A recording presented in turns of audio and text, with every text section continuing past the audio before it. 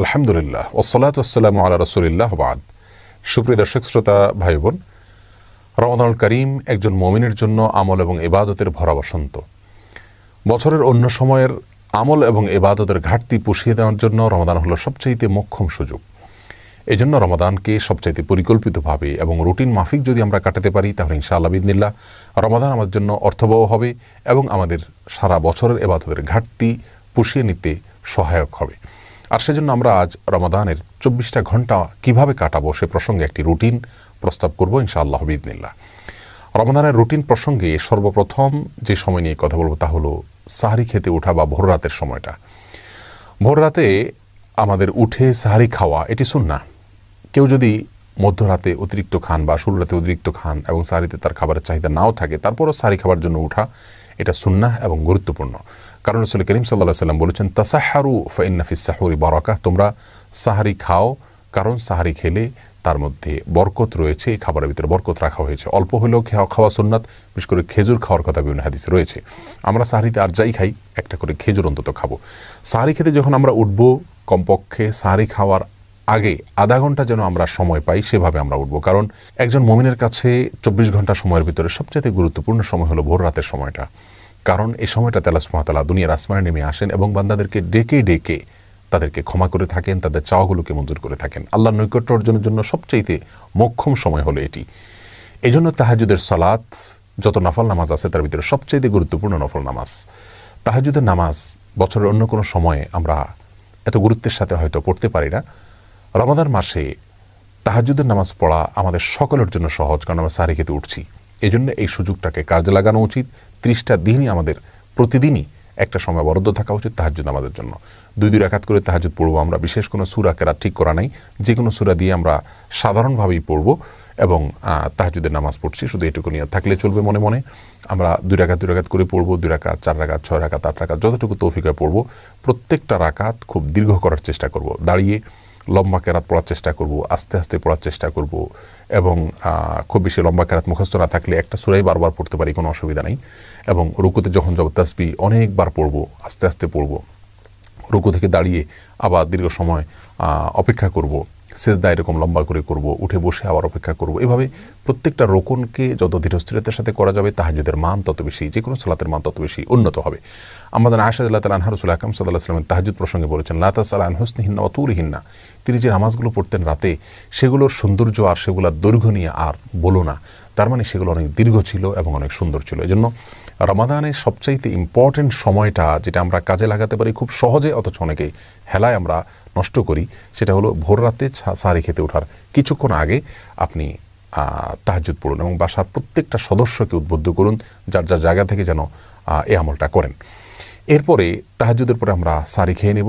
সাহরি অনেকে খেতে খেতে আজানের সময় পর্যন্ত নিয়ে যান, এটা উচিত না। আজানের সময় ঠিক আগ মুহূর্তে শেষ করেন, এটা সুন্নাহ বিরোধী কাজ। সুন্নাহ হলো বুখারীতে আসছে, রাসূল করিম সাল্লাল্লাহু আলাইহি ওয়াসাল্লাম সাহরি খাওয়া শেষ করতেন, এরপরে আজান এবং সাহরির মধ্যবর্তী 50টি আয়াত তেলাওয়াত করা যায় পরিমাণ সময় তিনি গ্যাপ রাখতেন। তার মানে এত আগে সাহরি খেয়ে শেষ করতেন। আনুমানিক 10 মিনিট সময় আমরা বলতে পারি। 10 মিনিট সময় এত লাগে না, 5 থেকে 10 মিনিট সময় অন্তত গ্যাপ দেওয়া উচিত। এই টাইমটাতে আমরা আল্লাহর কাছে বিশেষভাবে দোয়া করতে পারি, যেটা দোয়ার সময়, দোয়া কবুলের সবচেয়ে গুরুত্বপূর্ণ সময় দিন এবং রাতের ভিতরে এই ভোর রাতের সময়টা।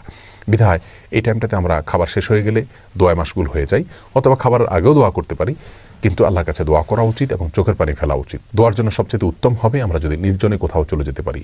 প্রয়োজনে বাসার ছাদে চলে যাওয়া যেতে পারে, প্রয়োজনে বাসার কোনো একটা কোনায় চলে যাওয়া যেতে পারে, কোনো একটা কক্ষে যেখানে কেউ না, সেখানে নিরিবিলি আমরা আল্লাহর কাছে আমাদের চাওয়াগুলো পেশ করতে পারি, চোখের পানি ফেলতে পারি। আমাদের দুরবস্থার জন্য আল্লাহর কাছে ফরিয়াদ করে চোখের পানি ফেলে আমরা কান্নাকাটি করে দোয়া করতে পারি এবং আমাদের সার্বিক চাওয়াগুলোকে আল্লাহর কাছে পেশ করতে পারি। এটা হলো রমাদানের রুটিনের জন্য সবচেয়ে ইম্পর্টেন্ট সময়, যে সময়টাকে আমাদের খেয়াল করা উচিত এবং খুব সুন্দরভাবে পরিকল্পনা করে কাটানো উচিত। এরপরে ফজরের আজান যখন হয়ে যাবে, আজানের পরে আমরা 2 রাকাত সুন্নাত পড়ব। সুন্নাত পড়ার পরে নবী আলাইহিস সালামের সুন্নাত ছিল যে ফজরের 2 রাকাত সুন্নাত পড়ার পরে তিনি কিছুটা বিছানায় মাথা দিতেন, একটু হালকা, ঘুমাতেন না, কিন্তু কিছু সময়ের জন্য রেস্ট করতেন, সেটা 2-4 মিনিট হতে পারে। আমরা কিছু সময়ের জন্য হালকা একটু গড়াগড়ি করে বা বিছানায় যদি মাথা দিয়ে, তাহলে সুন্নাহ আদায় হয়ে যাবে। এরপরে উঠে আমরা ফরজ নামাজ পড়ব। ফজরের ফরজ নামাজ পড়ার পর আপন জায়গা যেখানে নামাজ পড়েছি সেখানে বসে থাকবো এবং সম্ভব হলে সূর্য উদয় হওয়া পর্যন্ত অপেক্ষা করব। সূর্য উদয় হওয়া পর্যন্ত এই টাইমটাতে বসে বসে সকাল সন্ধ্যার যে জিকিরগুলো আছে সেগুলো করব। সকাল সন্ধ্যার জিকির নিয়ে আমাদের বই আছে এবং সেটার PDF কপি পাওয়া যায় আমাদের ওয়েবসাইটে আসুন্নাহ ফাউন্ডেশন, সেখান থেকে আপনারা ডাউনলোড করে নিতে পারেন। অথবা নবী আলাইহিস সালামের সকাল সন্ধ্যার দোয়াগুলো যে কোনো বই থেকে আপনি সম্ভব হয় সেগুলো মুখস্থ করে নিয়ে পড়বেন এবং সূর্য ওঠা পর্যন্ত আপন জায়গায় বসে থাকবেন। সূর্য ওঠার 10-15-20 মিনিট পরে আপনি 2 রাকাত নামাজ পড়বেন, সেটা সলাতুল ইশরাক।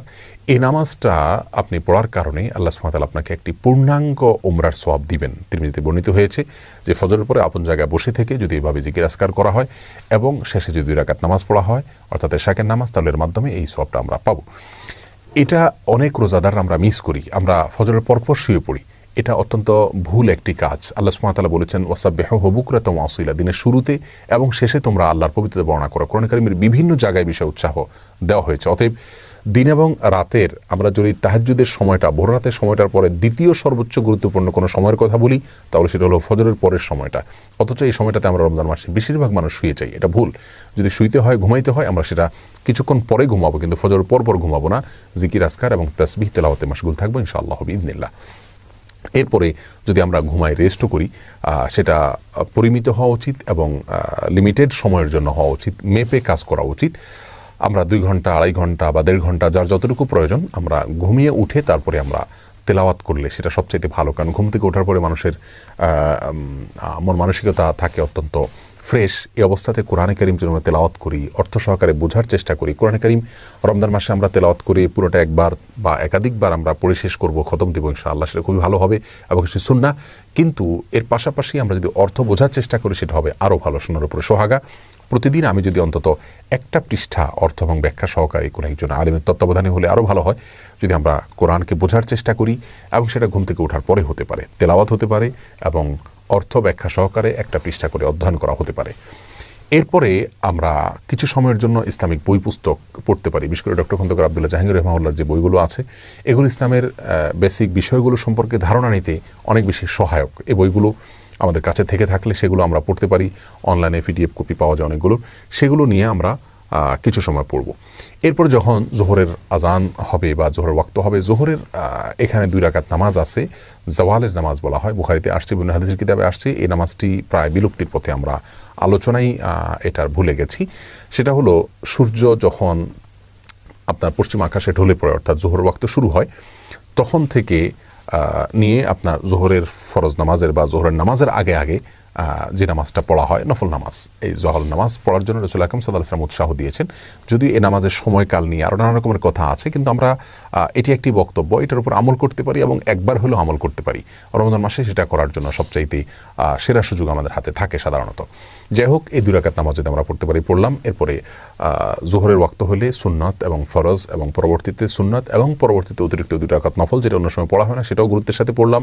ধীরস্থিরের সাথে প্রত্যেকটা নামাজ আদায় করলাম এবং ফরজ নামাজের পরে 5 ওয়াক্ত সালাতের পরে রাসূল আকরাম সাল্লাল্লাহু আলাইহি ওয়াসাল্লাম যে দোয়াগুলো ছিল সেই দোয়াগুলোকে খুব গুরুত্বের সাথে, আন্তরিকতার সাথে পড়ার চেষ্টা করব। মাসতুন দোয়াগুলোকে যেভাবে রাসূল করিম সাল্লাল্লাহু আলাইহি ওয়াসাল্লাম পড়েছেন, জিকিরগুলো করেছেন, দোয়াগুলো করেছেন, সেগুলো আমরা করবো ইনশাআল্লাহ বিইذনিল্লাহ। এরপরে বাকি সময়টাতে আমরা যদি বাসা বাড়িতে অবস্থান করি তাহলে সেক্ষেত্রে বাসা বাড়িতে যারা কাজ করছেন তাদের কাজে একটু হেল্প করব। কারণ রাসূল করিম সাল্লাল্লাহু আলাইহি ওয়াসাল্লাম বাসা বাড়িতে মা বোনদের কাজে, স্ত্রীর কাজে তিনি হেল্প করতেন। অতএব আমরাও বাসা বাড়িতে থেকে কাজে হেল্প করব, সেটাও ইবাদত হিসাবে গণ্য হবে ইনশাআল্লাহ বিইذনিল্লাহ। সন্তানরা তাদেরকে নিয়ে বসতে পারি, একটা সময় তাদেরকে নিয়ে একটা হাদিস পাঠ করে আমরা শোনাতে পারি, পারস্পরিকভাবে পর্যালোচনা করতে পারি, তাদেরকে নসিহত করতে পারি, তাদের জীবন গড়ার জন্য তাদেরকে আমরা উপদেশ দিতে পারি এবং বিভিন্ন সাহাবীদের ঘটনাগুলো তাদেরকে পড়ে শোনাতে পারি। জোহরের পরের সময়টা আমরা সেভাবে কাটাতে পারি। এরপরে দুপুরে একটু কায়ুলা করা সুন্নাত, সম্ভব হলে কিছু সময়ের জন্য আমরা একটু রেস্ট করলাম। সেটা খুব সংক্ষিপ্ত হতে পারে, কিন্তু শুইলে একটা সুন্নাহ আমার আদায় হয়ে গেল। এরপর শোয়া থেকে উঠে আমরা আবারও তেলাওয়াত অথবা অন্যান্য বই পুস্তক পড়া সেগুলোতে আমরা লেগে যেতে পারি। আসর নামাজের পরে মাগরিব পর্যন্ত এই সময়টা খুবই গুরুত্বপূর্ণ, কারণ দিনের শুরুতে এবং শেষে তাসবিহ পাঠ করতে বলা হয়েছে। সন্ধ্যার যে জিকিরগুলো কোরআন হাদিসে বর্ণিত হয়েছে, দোয়াগুলো বর্ণিত হয়েছে, সেগুলোকে আমরা আসর থেকে মাগরিব এই সময়টাতে আমরা করতে পারি। এমনকি এক জায়গায় বসে না থেকে আমাদের ইফতারের আয়োজন করতে করতেও আমরা দোয়াগুলো পড়ে ফেলতে পারি যদি মুখস্থ থাকে। আর মুখস্থ না থাকলে সকাল তো সন্ধ্যার যে দোয়ার বই আছে সেগুলো দেখে দেখে আমরা দোয়াগুলো পড়ে ফেলতে পারি। পুরো মাস আমরা দেখে দেখে পড়লে ইনশাআল্লাহ দোয়াগুলো আমাদের মুখস্থ হয়ে যাবে আজীবনের জন্য। এবং সবাইকে উৎসাহ দেব যাতে করে দোয়াগুলো সবাই পড়েন। আর সন্ধ্যায় অর্থাৎ দিনের শেষে আল্লাহ সুবহানাহু ওয়া তাআলার তাসবিহ বর্ণনা করা, এটা আল্লাহ সুবহানাহু ওয়া তাআলার কাছে খুবই পছন্দনীয়, বিধায় সেটা আমরা করবো ইনশাআল্লাহ বিইذنিল্লাহ। আর আসরের পরে মাসনুন দোয়া, যে নামাজের পরবর্তী দোয়া, সেটা করতে আমরা অবশ্যই ভুলবো না। মাগরিবের আজান হয়ে গেলে বা আপনার যখন ইফতারের সময় হবে, ইফতারের সময় হওয়ার সঙ্গে সঙ্গে বিলম্ব না করে ইফতার করব, কারণ ইফতার দ্রুত করা আর সাহরি শেষের দিকে করা এটা সুন্নাহ। এবং নবী আলাইহিস সালাম এটাকে এই জাতির কল্যাণের পূর্ব শর্ত হিসাবে আখ্যায়িত করেছে। বিধায় আমরা সূর্য অস্ত যাওয়ার পর বিলম্ব না করে খুব দ্রুত ইফতার করে ফেলবো ইনশাআল্লাহ বিইذنিল্লাহ। ইফতারিতে অস্বাস্থ্যকর কোনো কিছু খাবো না। খুব বেশি ভাজা পোড়া খাওয়ার অভ্যাস আমাদের দেশে মানুষের। অতিরিক্ত ভাজা পোড়া খাওয়ার ফলে রাতে দাঁড়িয়ে ইবাদত বন্দেগী করা কঠিন হয়ে যায়, তারাবি পড়া কঠিন হয়ে যায়, সুন্দরভাবে কাটানো যায় না। সেজন্য উচিত হবে স্বাস্থ্যসম্মত খাবারগুলো খাওয়া এবং যথাসম্ভব অস্বাস্থ্যকর খাবারগুলোকে পরিহার করা। এবং খেজুর দিয়ে ইফতার করা সুন্নাত, যদি সম্ভব হয় খেজুর দিয়ে ইফতার করব। ইফতারের পরে দোয়া পড়ব যাহাবাজ জামা ওয়াবতাল্লাতিল উরুক ওয়া সাবাতাল আজরু ইনশাআল্লাহ, অর্থাৎ গ্লানি দূর হলো এবং ঘাম শুকিয়ে গেল, ইনশাআল্লাহ আমার বিনিময় আল্লাহর কাছে জমা থাকলো। এ দোয়া আমরা পড়তে পারি। আরও দোয়া রয়েছে। ইফতারের দোয়া পড়লাম, ইফতার করলাম, এরপরে আমরা মাগরিবের নামাজ আদায় করবো ইনশাআল্লাহ। মাগরিব নামাজের পরের সময়টা আমরা তারাবিতে যে পারা আজকে তেলাওয়াত করব বা যে অংশ তেলাওয়াত করব সেটার অর্থ ব্যাখ্যা যদি সম্ভব হয় একটু দেখে নিলে ভালো হয়।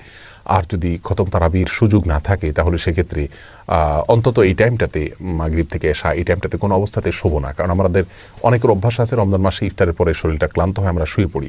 কারণ রাসূল করিম সাল্লাল্লাহু আলাইহি ওয়াসাল্লাম সম্পর্কে আমাদের আয়েশা বলেছেন, কানান নবী সাল্লাল্লাহু আলাইহি ওয়াসাল্লাম ইয়াকরাহুন নাওমা ক্বাবলা আয়েশা, এশার আগে ঘুমোতে তিনি অপছন্দ করতেন। এজন্য এশার আগে সময়টাতে আমরা ঘুমাবো না। যথাসম্ভব ইবাদত বন্দেগী, সাধারণ কোরআন তেলাওয়াত, তারপরে আপনার ইসলামিক বই পুস্তক পড়া বা ইসলামিক লেকচার শোনা, এগুলোর পেছনে আমরা সময় ব্যয় করব। কোনো অবস্থাতে আমরা এই সময়টাতে অন্তত ঘুমাতে যাব না বা অন্তত শুইতেও যাব না। যাই হোক, এরপরে এশার নামাজ আদায় করে, তারাবি নামাজ আদায় করে খুব ধীরস্থিরতার সাথে তারাবি শেষ করব। খুবই আস্তে আস্তে করার চেষ্টা করবো ইনশাআল্লাহ। রাতের খাবারটা এশার আগে খেয়ে ফেলতে বলে ভালো হয়। আর যদি এশার পরেও খাই তাহলে বিলম্ব না করে এশার পরে দ্রুত শুয়ে পড়ব। এশার পরে অন্য কোনো কাজ না করাই উত্তম। কারণ কানান নবী সাল্লাল্লাহু আলাইহি ওয়াসাল্লাম ইয়াকরাহুন নাওমা ক্বাবলা আয়েশা ওয়াল হাদিসা বাদা, এশার পরে তিনি কথাবার্তা বলা পছন্দ করতেন না। তবে হ্যাঁ, স্বামী স্ত্রীর কথাকে প্রশংসনীয় বলেছেন, তিনি নিজেও স্ত্রীর সাথে কথা বলতেন, সেটা ভিন্ন কথা। কিন্তু সচরাচর আড্ডা এগুলো আমরা করতে যাব না। টেলিভিশন অথবা সোশ্যাল মিডিয়াতে স্ক্রল করা, এগুলো থেকে আমরা বেঁচে থাকবো। এশার পরে খুব দ্রুত আমরা শুয়ে পড়ার চেষ্টা করব, তাতে ভোররাতে আগে আগে উঠা আমাদের জন্য সহজ হবে। পরিকল্পনা করে কোরআনে কারিমের জন্য প্রতিদিন এক পারা করে বা 1.5 পারা করে বা 2 পারা করে, যা যতটুকু তৌফিক কুলায় আমরা বাজেট করব, বরাদ্দ করব এবং সেই অনুযায়ী আমরা প্রতিদিন ইনশাআল্লাহ বিইذنিল্লাহ কোরআন তেলাওয়াত করে যাব।